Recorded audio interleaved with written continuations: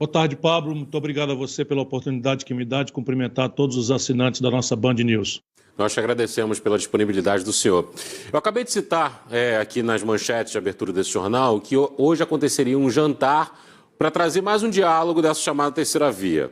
O senhor foi chamado para esse jantar e por que esse jantar foi... Ah, não foi, já adiantou que não foi, né?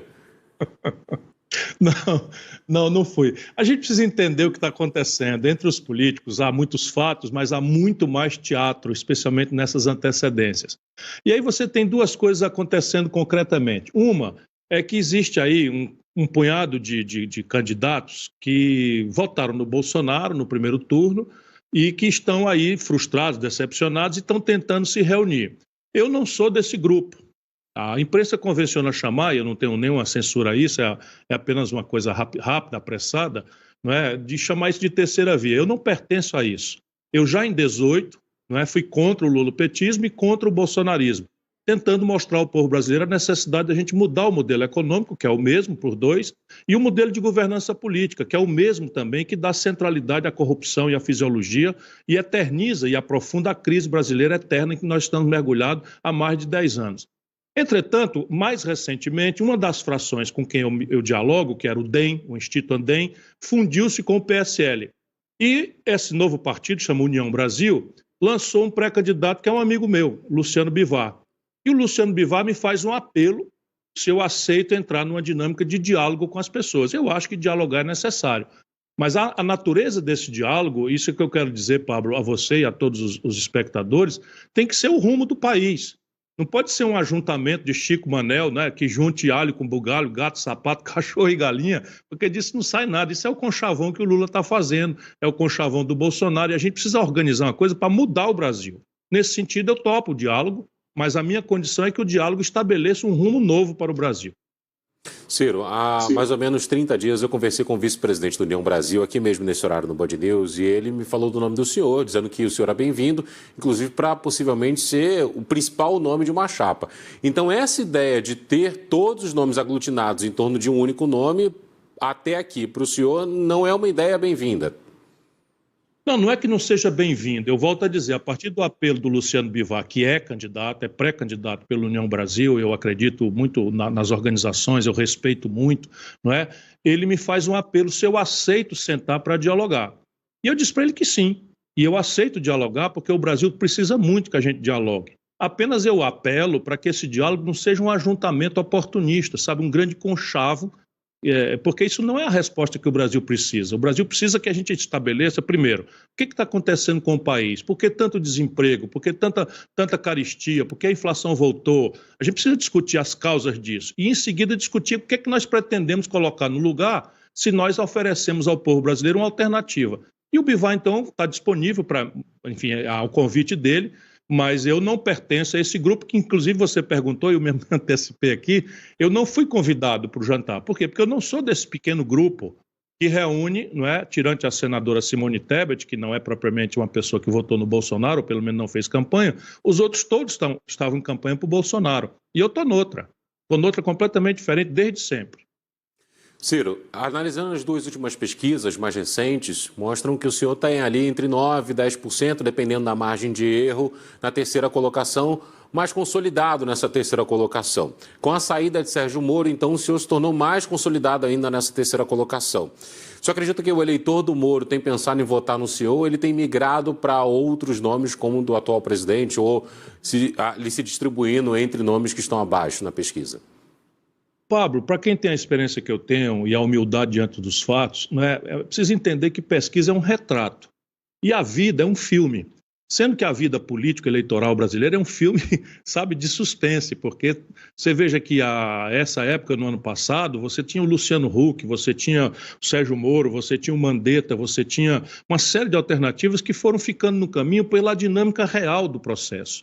E é isso que importa. Nesse momento, o que está acontecendo? Você tem claramente que a reeleição do Bolsonaro parece comprometida, mas numa proporção em que o Lula não aproveita tudo isso. E uma parte dos eleitores que, nesse momento, declara voto ao Lula, declara porque acha que o Lula é o único viável para derrotar o Bolsonaro. Se eu provo, como eu vou provar com muita tranquilidade, que eu derroto o Bolsonaro com mais de 20 pontos, A chance que eu tenho de prosperar e dar ao Brasil um mundo novo, de iniciar o futuro, que rompa com essa bola de chumbo, de ódios, paixões que estão dilacerando a vida brasileira, amigos desfazendo amizade na internet, famílias discutindo de forma odienta, crise institucional, crise social, crise econômica, nós precisamos encerrar isso. Então a minha chance ela vai depender muito da disciplina, da humildade com que eu permaneço oferecendo ao povo brasileiro uma resposta prática. Como é que eu pretendo mudar as coisas da economia? Como é que eu pretendo mudar o jeito de governar o país? Tem um ponto importante que foi dito pelo Banco Central de que a gente está no ápice da inflação nesse ano, em 2 dígitos agora, entre abril e maio será o ápice, depois a inflação começa a cair. O senhor também acredita nisso? E que país em 2023 o senhor acha que pegaria caso eleito? O Banco Central brasileiro tem feito pagelança há algum tempo. Isso também não é fruto de Chico, Maria ou Manel, é um erro estratégico de condução de política econômica. Deixa eu dizer para você, comparando, por exemplo, com os Estados Unidos. Os americanos têm hoje a maior inflação dos últimos 20 anos, sobe de 7%, que entre eles é uma inflação absolutamente impensável. E a taxa de juros está congelada abaixo da inflação. Por quê? Porque a inflação, nesse momento, lá nos Estados Unidos, tem um componente que não é alcançável pela taxa de juros. A mesma coisa a região do euro. No Brasil, quem está produzindo essa inflação, Pedro, é o governo. Quando você abre, eu fui ministro da Fazenda, eu ajudei a fazer o Plano Real, eu sei a natureza da inflação brasileira, desde sempre, e essa contemporânea mais ainda. Quando você abre o índice de preço ao consumidor ampliado, que é o mais recente, que mostra que a inflação está muito acima do que a pagelança do Banco Central anuncia, você vai ver o preço dos combustíveis, que não depende de taxa de juros. O governo pode botar a taxa de juros lá na estratosfera e o governo, ele mesmo, no dia seguinte, faz o combustível subir 18% de uma pancada só. A inflação dos alimentos é porque o Brasil destruiu a sua estrutura de formação de estoques reguladores. E aí você tem uma importação de alimentos e a lei da selva faz com que o exportador brasileiro desabasteça o mercado nacional quando o Brasil podia fazer estoques reguladores, remunerando o produtor na hora da safra, com preço mínimo, e desovando estoques quando houvesse desabastecimento. A energia elétrica no Brasil, aqui no Ceará, acabou de ser anunciado um aumento de 25%, Pablo. Por quê? Porque eles vincularam as tarifas brasileiras ao IGPM, que segue o dólar. Não é? Então, repare, o Brasil é completamente diferente. E o que faz o Banco Central? 10 anos de estagnação econômica estão aloprando a taxa de juros. Ora, se você tem a economia estagnada e o juro vai para o espaço, como está indo, você vai aumentar a inadimplência das famílias, que já é recorde. Hoje, 74 de 100 famílias estão endividadas, quase 65 milhões de brasileiros estão humilhados no SPC, e com esses juros em alta, isso vai piorar muito. Ora, se isso acontece, o colapso no consumo das famílias, mais o imposto, mais a renda diminuída pelo desemprego aberto, pela informalidade, pelo pior poder de compra do salário mínimo, tudo isso é a crise brasileira que está sendo produzida. Enquanto isso, nós estamos vendo aí Lula e Bolsonaro, não é, discutindo ódios, paixões e questões adjetivas, quando não a eternização de uma crise institucional que tenta tirar da cabeça do povo que o que está em debate é emprego, salário, taxa de juros, crediário e não essas lambanças todas com que eles estão distraindo o nosso povo. Ministro, o senhor citou agora há pouco que pesquisa é um retrato e política é um filme. Indo para a política, então, ontem houve a reeleição de Emmanuel Macron, só que com um sinal de alerta na França, porque ele tentou recuperar a França do ponto de vista econômico, mas acabou gerando concentração de renda. Como transformar o país num país que possa crescer, o Brasil no caso, sem que isso gere uma concentração de renda por aqui, que já é algo que a gente conhece muito bem, né, Ciro? No Brasil, quando acabou o mandarinato de 14 anos do Lula e do PT, 5 pessoas, os dedos de uma mão, acumulavam a renda dos 100 milhões de brasileiros mais pobres e de classe média. Isso é fato. O Brasil tem que fazer 2 coisas. Primeiro, voltar a crescer a economia que parou de crescer há 10 anos. Parou de crescer no colapso da economia produzida pelo PT. O Bolsonaro é consequência disso, de um colapso econômico e da ladroeira levada ao centro do modelo de poder do Lula e da Dilma. Os nomes, os valores estão todos disponíveis para quem duvidar do que eu estou falando. E eu não estou falando isso com nenhum prazer nem para olhar para o passado, eu estou falando isso para a gente olhar para o futuro. Segundo, para além de crescer, o Brasil precisa mudar as estruturas, que eu falo de modelo econômico, sem o que não haverá distribuição de renda. Como é que a gente distribui renda? No Brasil, primeiro, uma política de salário mínimo, muito mais consistente do que essa que está aí, que hoje é o pior salário mínimo da América do Sul. Pablo, não há razão nenhuma para a economia mais rica da América do Sul, que é a brasileira, pagar o salário mínimo pior do que Uruguai, Chile, Colômbia, Paraguai, sabe, só perdendo para a Venezuela. o salário mínimo brasileiro. Tem que mudar isso. Mas tem que fazer a economia ganhar produtividade. Mas o modelo mesmo só muda se eu trocar o sistema de impostos e trocar o fluxo de despesa pública. O sistema de impostos no Brasil. O Brasil é hoje um paraíso fiscal dos super ricos. Só quem paga imposto no Brasil é a classe média e o povo trabalhador e o mundo da produção. E é preciso cobrar esses tributos. Eu tenho tudo isso bem detalhado, não é? Para quem tiver curiosidade de entrar nas minhas redes aí, que eu tenho detalhado. E qualificar a despesa pública na direção de, por exemplo, proteger a população das despesas intermediárias que o Estado pode substituir. A mensalidade escolar que a classe média paga porque não acredita na escola pública, né? Aqui no Ceará, só para dar um exemplo prático, nós temos 60 de cada 100 garotos em nível médio estudando na escola em tempo integral, a maior parte delas profissionalizante. E a evasão escolar é 1%. Quando a escola média brasileira, a evasão escolar é 60%. Então, se você qualifica a forma de arrecadar imposto e direciona a despesa para a educação de qualidade, para uma saúde pública que dispense o povo da classe média de pagar plano de saúde, que qualifica o investimento em infraestrutura para dinamizar o crescimento da economia, aí eu falo em distribuição de renda sem ser demagogo. Ainda falando em concentração, Ciro, há pouco tempo teve uma reportagem que mostrou, e o senhor até colocou no Twitter, de que a cada R$10 depositados no Brasil, 8,50 ficariam com os 5 maiores bancos. Essa concentração de bancos, do lucro em cima desses bancos, faz mal à economia brasileira e por quê? Mata, porque se uma economia paga de juro mais alto do que o lucro médio da economia real, ou seja, se eu pago por um papel do governo, né, com garantia absoluta, com liquidez diária, mais um lucro maior do que eu pago para plantar, para comercializar, para industrializar, enfim, para trabalhar na economia real, essa economia para. E essa é a razão pela qual a economia brasileira está parada. O lucro que o papel brasileiro hoje dá é maior do que o lucro médio da economia real. Por quê? Porque é simples de entender. Se eu tenho dinheiro, para que eu vou botar num negócio que me importa em risco, em trabalho, em confusão, em corrupção com fiscalização, etc, etc? Se eu botar o mesmo dinheiro na renda fixa, eu ganho mais dinheiro do que o lucro que me daria se eu fosse me arriscar a produzir. Esse é um lado da realidade. A outra é se eu não tenho dinheiro, que a esmagadora maioria do brasileiro é um empreendedor em potencial, mas depende de crédito. Como é que eu vou tomar dinheiro emprestado no banco para botar num negócio que o lucro amanhã é menor do que o juro que eu tenho que pagar para o banco? Percebe? É muito simples de entender isso. E esse é o grande mal que o PT causou ao Brasil. O grande mal que o Lula causou ao Brasil, que está renovando. É inacreditável. Desculpa, Pablo. Você está me perguntando coisas da economia, mas a política é imbricada com isso. O Lula anuncia que vai manter a direção do Banco Central nomeada pelo Bolsonaro. Ora, isso está querendo dizer o seguinte, vai manter a política de manipulação da taxa de câmbio e de manipulação da taxa de juros em favor de um setor que está colhendo lucros exorbitantes. Dos 10 maiores bancos de rentabilidade no mundo, 4 são no Brasil. Ora, meu irmão, por mais patriotismo e amor que nós temos ao Brasil, e ninguém me excede em amor ao Brasil, nossa economia é uma economia subdesenvolvida. Como é que de 10 bancos mais rentáveis do mundo, 4 são colhidos numa economia subdesenvolvida como a brasileira? Não tem nenhum japonês, nenhum banco chinês, nenhum banco alemão, nenhum banco italiano. São 4 brasileiros, 4 norte-americanos. Percebe? Isso é uma aberração. E 2 do Canadá. Isso é uma aberração que ou a gente acaba com isso ou isso acabará com o Brasil. E o que o senhor pensa, então, da independência do Banco Central e qual seria o perfil que o senhor gostaria para o Banco Central?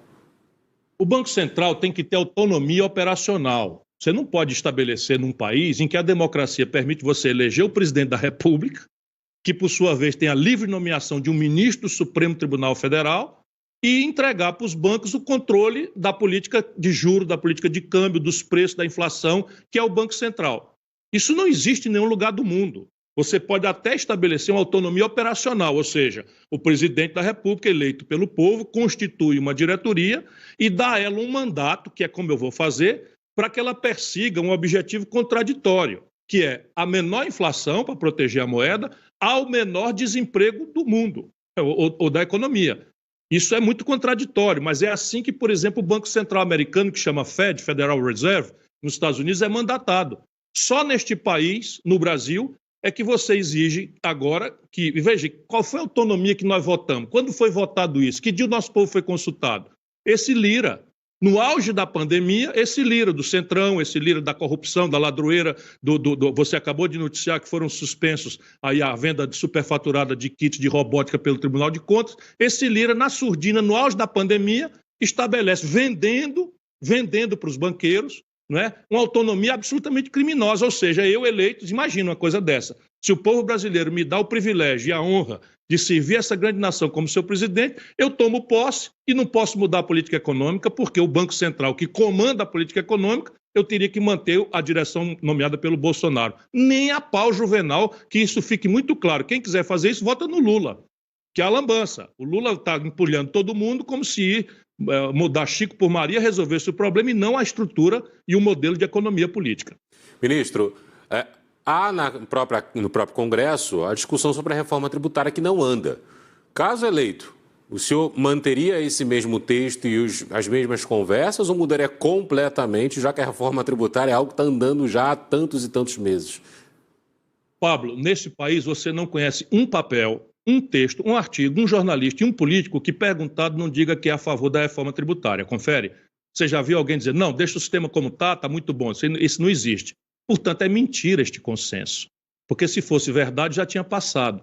E não passa, não é porque o consenso é mentiroso, não passa porque eu volto a repetir para você. O que está errado no Brasil está errado para atender ao interesse de uma minoria ultra poderosa e ultra bem informada, por um lado. Então, veja, o imposto sobre lucros e dividendos empresariais, o mundo inteiro cobra. Você, como jornalista, quando vai receber seu salário no fim do mês, morre com 27,5% de imposto de renda retido na fonte. Um banqueiro que tira o lucro do banco, R$1 bilhão, não paga nem um centavo.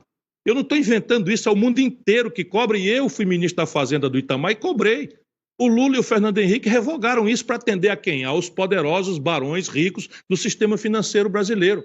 Os impostos sobre as grandes heranças, acima de 10, 8, 20 milhões de reais no mundo, a alíquota menor é 27, 28%. No Brasil é 4%, a máxima. A máxima não, a máxima é 8%, mas em São Paulo, na média brasileira, se cobra 4%. No Brasil, um miserável que anda numa motocicleta trabalhando 14, 16 horas para entregar uma caixote de aplicativo, paga 4% de IPVA no valor da moto de que ele anda, e o dono de jatinho, de iate, de lancha de luxo ou de helicóptero não paga IPVA, percebe? E isso eu sei onde é que estão aí 3 trilhões de reais em 10 anos. Está tudo escrito, eu tenho um livro escrito, e a razão pela qual eles querem sumir comigo é exatamente porque eu tenho experiência para resolver o problema brasileiro. Agora, como é que a gente resolve isso? Diminuindo os impostos sobre a incidência do consumo popular. Como é que eu estou dizendo para você? Hoje, quando uma cidadã ou cidadão usa um pré-pago, 40% da conta do pré-pago do celular é imposto indireto, Pablo. É um crime isso. Hoje, filé mignon, queijo suíço, sabe, não paga PIS/COFINS na cesta básica. A renúncia de fiscal disso dá 8 bilhões de reais. Com 8 bilhões eu boto 1 milhão de crianças numa creche em tempo integral. Então a reforma tributária que eu advogo está escrita e vai ser negociada no novo pacto de governadores e prefeitos, mas se persistir o impasse, eu pretendo sair desse impasse de uma vez por todas, propondo um plebiscito para que a população vote diretamente, tirando o Brasil dessa lambança do toma lá da cá e da ladroeira, que eterniza e aprofunda a nossa crise. Diante dessas ideias, ministro, volta àquela primeira pergunta que fiz ao senhor com relação à conversa e diálogo. O que mais aproxima o senhor, por exemplo, de nomes que estão nessa chamada terceira via, que o próprio Ciro Gomes, pré-candidato, não gosta de chamar assim, mas aí você está Simone Tebet, João Dória. O que mais aproxima o senhor desses nomes e o que mais traz barreiras para que o diálogo possa avançar?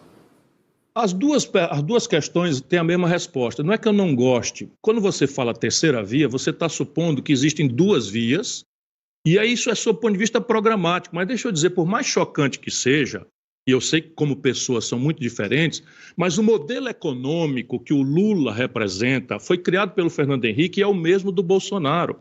Câmbio flutuante, superávit primário, meta de inflação e agora teto de gastos.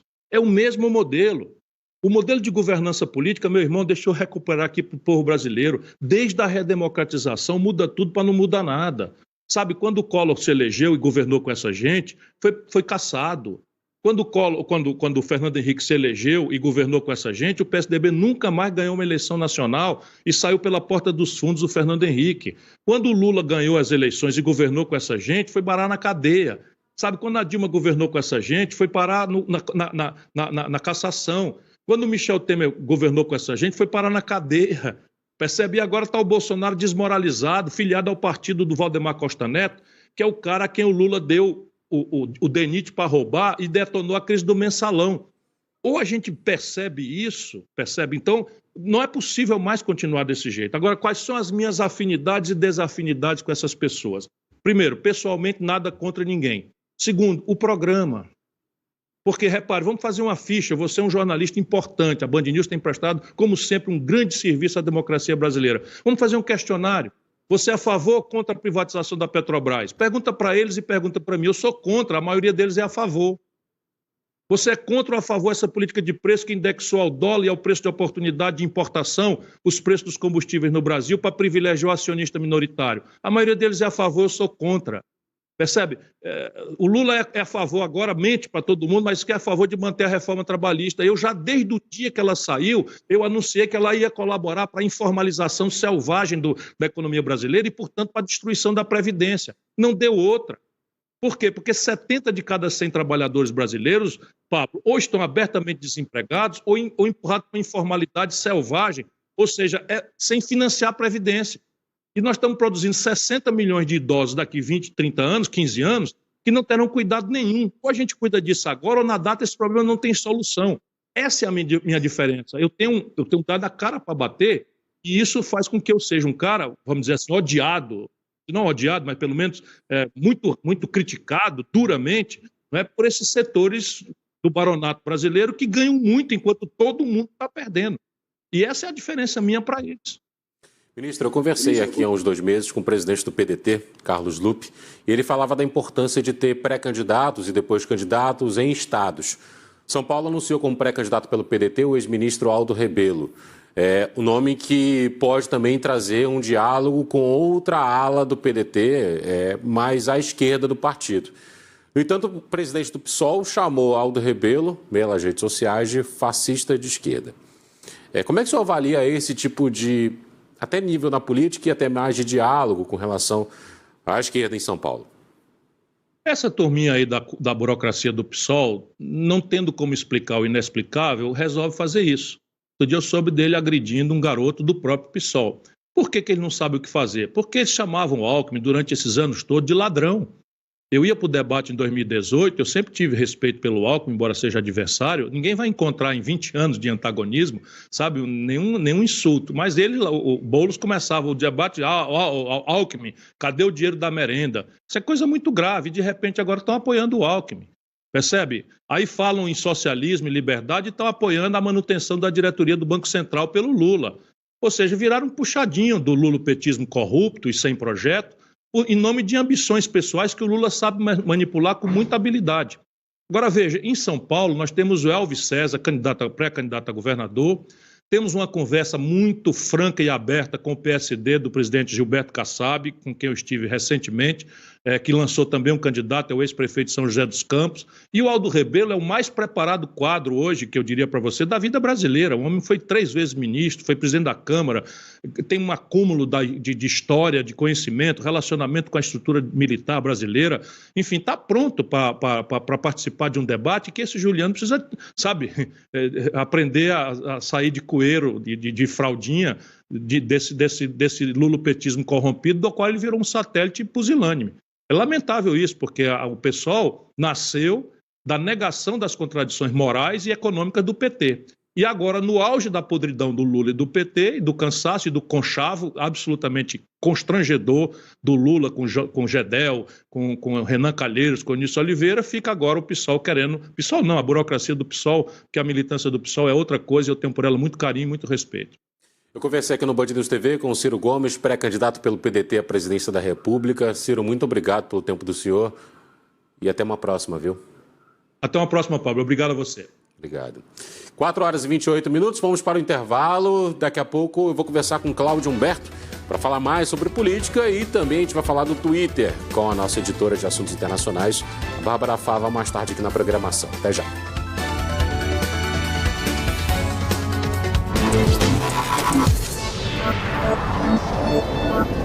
Hotel para você tem que ser um resort para a família toda ou uma pousada romântica e afastada só para casais. Aqui na 123 Milhas, querer é poder. Nós temos mais de 200 mil opções de hotéis para todos os gostos e necessidades no Brasil e no mundo. Vai sempre ter um que é a sua cara e o melhor, do tamanho do seu bolso. Nossa viagem é fazer de tudo para a sua acontecer.